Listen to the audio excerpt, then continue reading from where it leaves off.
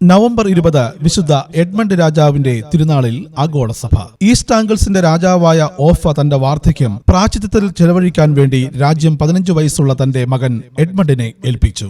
AD 855 Christmas ദിവസം ഭക്തനായ രാജാവിനെ എൽമോറിലെ ബിഷപ്പ് ഹൂബർട്ട് കിരീടമണിയിച്ചു. യുവരാജാവ് തന്റെ എളിമയും സുഹൃത്ത് ജീവിതവും വഴി രാജകുമാരന്മാർക്ക് ഒരു മാതൃകയായിരുന്നു. മുഖസ്തുതി അദ്ദേഹം ഇഷ്ടപ്പെട്ടിരുന്നില്ല. പ്രജകൾക്ക്, വിശിഷ്യ ദരിദ്രർക്ക് അദ്ദേഹം പിതാവായിരുന്നു. വിധവകളുടെയും അനാഥരുടെയും അവസരരുടെയും സംരക്ഷകനായിരുന്നു അദ്ദേഹം. രാജാവിന്റെ വാഴ്ചയുടെ 15-ാം വർഷം വന്യജാതികളായ ഡെയിൻകാർ രാജ്യം ആക്രമിച്ച കയ്യിൽ കിട്ടിയ ക്രിസ്ത്യൻ വൈദികരെയും സന്യാസികളെയും വധിക്കുകയും ചെയ്തു. എഡ്മണ്ട് ഒരു യുദ്ധത്തിന് തയ്യാറായിരുന്നില്ല. എങ്കിലും പെട്ടെന്ന് ഒരു സൈന്യത്തെ ശേഖരിച്ച് ഡെയിൻകാരെ തോൽപ്പിച്ചു. താമസിയാതെ അവർ വമ്പിച്ച സന്നാഹങ്ങളോടെ വീണ്ടും യുദ്ധത്തിനായി വന്നു. അവരെ നേരിടുക സാധ്യമല്ലെന്ന് കണ്ട് സൈന്യത്തെ പിരിച്ചുവിട്ടുകൊണ്ട് രാജാവ് ഒളിവിൽ പോയി. എങ്കിലും ശത്രു അദ്ദേഹത്തെ കണ്ടുപിടിച്ച് ഡാനിഷ് നേതാവ് ഹിന്ദുവാറിന്റെ അടുക്കിലേക്ക് അയച്ചു. അദ്ദേഹം മതവിരുദ്ധവും ജനദ്രോഹപരമായ ചില വ്യവസ്ഥകൾ നിർദ്ദേശിച്ചു. രാജാവ് അത് സ്വീകരിച്ചില്ല. അദ്ദേഹം രാജാവിനെ ചാട്ടവാറ് കൊണ്ടടിച്ചു.